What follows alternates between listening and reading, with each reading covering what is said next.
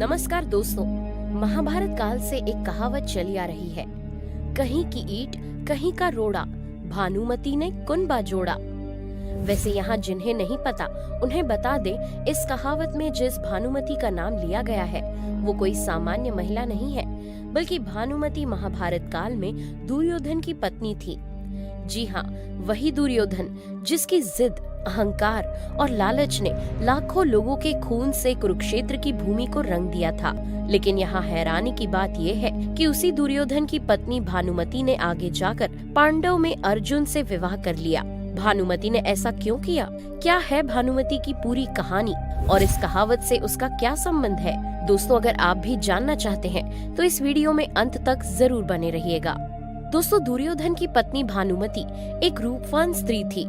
उसका जन्म कलिंग के राजा चित्रांगद के घर में हुआ था। बचपन से ही भानुमति कृष्ण भक्त थी। भानुमति जब बड़ी हुई तो वो मन ही मन अर्जुन को चाहने लगी, लेकिन भानुमति ने कभी भी इस बात का उजागर अपने पिता के सामने नहीं किया। इसलिए भानुमति जब विवाह करने योग्य हुई तो उसके पिता राजा चित्रांगद ने भानुमति के विवाह के लिए स्वयंवर का आयोजन किया। भानुमति की सुंदरता की चर्चा आस पड़ोस के राज्यों में भी थी, इसलिए उसके स्वयंवर में भाग लेने के लिए दूर दूर से राजा पहुँचे थे। इस स्वयंवर में दुर्योधन भी अपने मित्र कर्ण के साथ पहुंचा था। इस स्वयंवर में जब भानुमति अपने हाथ में माला लेकर दरबार में पहुंचती है तो दरबार में बैठा हर एक राजा भानुमति की सुंदरता पर मोहित हो जाता है। लेकिन भानुमति तो पांडुपुत्र अर्जुन से विवाह करना चाहती थी, इसलिए भानुमति प्रत्येक राजा में अर्जुन की तलाश करने लगती है। वो हाथ में माला लेकर प्रत्येक राजा के पास जाती है, उनसे उनका परिचय पूछती और फिर आगे बढ़ जाती। इस क्रम में भानुमति दुर्योधन के पास भी गई और दुर्योधन से उसका परिचय पूछा। दुर्योधन ने भानुमति को अपना परिचय दिया, लेकिन भानुमति बिना उसके गले में माला डाले आगे बढ़ गई। दुर्योधन ने इसे अपना अपमान समझा और जबरदस्ती भानुमति के हाथ से अपने गले में माला डलवा ली। दुर्योधन की इस तुच्छ हरकत से वहाँ स्वयंवर में हाहाकार मच गया। सभी राजा दुर्योधन का विरोध करने लगे और उसे युद्ध के लिए ललकारने लगे। तब दुर्योधन ने अपने मित्र कर्ण को आगे करते हुए कहा कि पहले तुम सब मेरे सखा कर्ण को पराजित करो, तब दुर्योधन से युद्ध करना। दुर्योधन के ऐसा कहते ही कर्ण ने पलक झपकते ही दुर्योधन के सभी विरोधियों को पराजित कर दिया, जिसके बाद दुर्योधन भानुमति को अपने साथ ले जाने लगा। लेकिन भानुमति अर्जुन से प्रेम करती थी, इसलिए वो दुर्योधन के साथ जाने से इनकार कर देती है।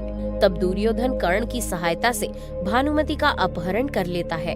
जब दुर्योधन भानुमति को अपने साथ जबरदस्ती ले जाने लगता है, तब भानुमति की सहेली सुप्रिया भी भानुमति के साथ हस्तिनापुर चली आती है।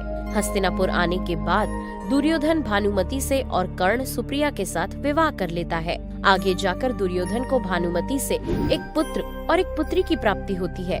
दुर्योधन अपने पुत्र का नाम लक्ष्मण और पुत्री का नाम लक्ष्मणा रखता है। हालांकि दुर्योधन पुत्र लक्ष्मण की मौत महाभारत के युद्ध में अभिमन्यु के हाथों हो जाती है। वहीं दुर्योधन की पुत्री लक्ष्मणा अपनी माता के समान बेहद ही रूपवान थी।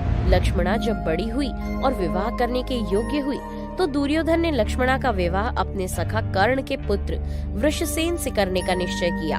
लेकिन कुरुवंश को श्रेष्ठ साबित करने के लिए और उसकी गरिमा को बनाए रखने के लिए दुर्योधन अपनी पुत्री लक्ष्मणा के लिए एक स्वयंवर का आयोजन करता है, जिसमें यह तय किया गया था कि लक्ष्मणा कर्ण पुत्र वृषसेन के गले में माला डालकर उससे विवाह करेगी। लेकिन होता इसके बिल्कुल उलट है। जब लक्ष्मणा के स्वयंवर का आयोजन होता है तो उसमें भगवान श्री कृष्ण और जामवती का पुत्र साम पहुंच जाते हैं और स्वयंवर के दौरान जब लक्ष्मणा दरबार में आती है तो साम लक्ष्मणा को देखकर उस पर मोहित हो जाते हैं। लेकिन साम को ये पहले से ही पता था कि दुर्योधन ये निश्चय कर चुका है कि वो अपनी पुत्री लक्ष्मणा का विवाह कर्ण के पुत्र वृषसेन से ही कराएगा। इसलिए साम स्वयंवर के बीच से ही लक्ष्मणा का अपहरण करके उसे अपने रथ में बैठाकर द्वारिका ले जाने की कोशिश करते हैं। साम की इस हरकत पर कौरव वृषसेन सहित अपनी पूरी सेना लेकर साम से युद्ध करने आ जाते हैं। यहाँ सबसे पहले कर्ण पुत्र वृषसेन और साम के बीच एक जबरदस्त युद्ध होता है। इस युद्ध में साम वृषसेन को हरा देते हैं और लक्ष्मणा को लेकर स्वयंवर स्थल से भागने की कोशिश करते हैं। हालांकि यहाँ साम की कोशिश नाकाम हो जाती है, जिसके बाद भीष्म पितामह और गुरु द्रोणाचार्य दोनों मैदान में उतरते हैं और साम से युद्ध करते हैं। इस युद्ध में साम की हार होती है, जिसके बाद वे साम को पकड़कर हस्तिनापुर लाते हैं, जहां दुर्योधन साम को कारागार में डाल देते हैं। इस संपूर्ण घटना से दुर्योधन काफी ज्यादा लज्जित होता है। ठीक उसी प्रकार जैसे दुर्योधन द्वारा भानुमति के अपहरण के बाद भानुमति के पिता राजा चित्रांगद लज्जित हुए थे। दोस्तों, यहाँ लक्ष्मणा साम के कैद से मुक्त हो चुकी थी, लेकिन फिर भी कर्णपुत्र वृषसेन लक्ष्मणा से विवाह नहीं करता, क्योंकि वृषसेन को साम ने उसे लक्ष्मणा के सामने परास्त किया था। इधर बलराम को जब इस बात का पता चलता है कि दुर्योधन ने उनके भतीजे साम को बंदी बना लिया है, तब बलराम हस्तिनापुर पहुंच जाते हैं और कौरवों से निवेदन पूर्वक कहते हैं कि वे साम को मुक्त कर उसे लक्ष्मणा के साथ विदा कर दें। लेकिन कौरवों ने बलराम की बात नहीं मानी। तब बलराम का क्रोध जागृत हो जाता है और वे अपने हल से हस्तिनापुर की संपूर्ण धरती को खींचकर गंगा में डुबोने के लिए चल पड़ते हैं। ये देखकर कौरव भयभीत हो जाते हैं और संपूर्ण हस्तिनापुर में हाहाकार मच जाता है।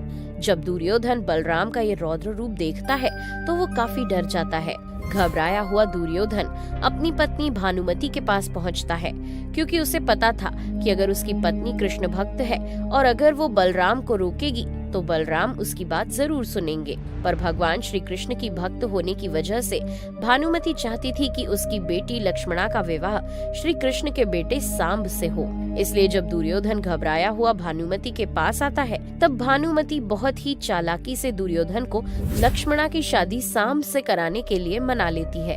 दुर्योधन के मानने के बाद भानुमति बलराम से बातचीत करके उनसे अपने पति के किए की माफी मांगती है और साम को लक्ष्मणा के साथ विदा कर देती हैं।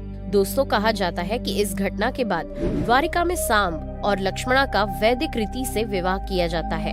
वैसे दोस्तों, ये बात तो आप सभी जानते होंगे कि महाभारत के युद्ध में दुर्योधन की मौत भीम के हाथों हो जाती है, लेकिन ये बात शायद ही आपको पता हो कि दुर्योधन की मौत के बाद उसकी पत्नी भानुमति ने दुर्योधन के चचेरे भाई और पांडुपुत्र अर्जुन के पास विवाह का प्रस्ताव भेजा था।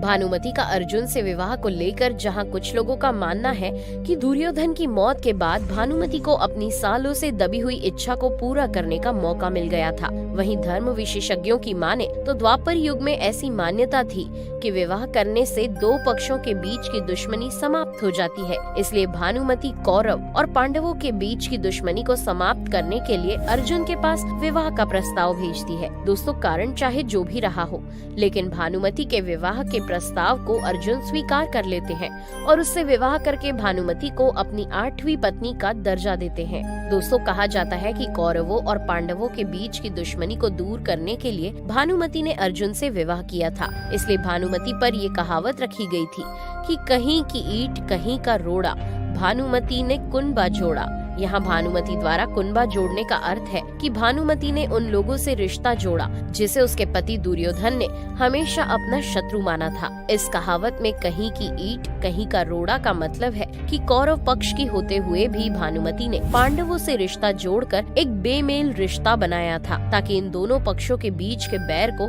वो हमेशा के लिए मिटा सके। इसलिए दोस्तों, आज भी जब कहीं बेमेल वस्तुओं को मिला जुला कर कोई सार्थक वस्तु बनाई जाती है तो भानुमति से जुड़ी इस कहावत का लोग इस्तेमाल करते हैं। तो दोस्तों, इस वीडियो में फिलहाल इतना ही। भानुमति से जुड़े इस कहावत का मतलब क्या आपको पहले से पता था? कमेंट में जरूर बताइएगा। वीडियो पसंद आया हो तो इसे लाइक करें और अगर अब तक आपने हमारे चैनल को सब्सक्राइब नहीं किया है तो जाने से पहले चैनल को सब्सक्राइब करके बेल आइकन को प्रेस कर दें। Thanks for watching.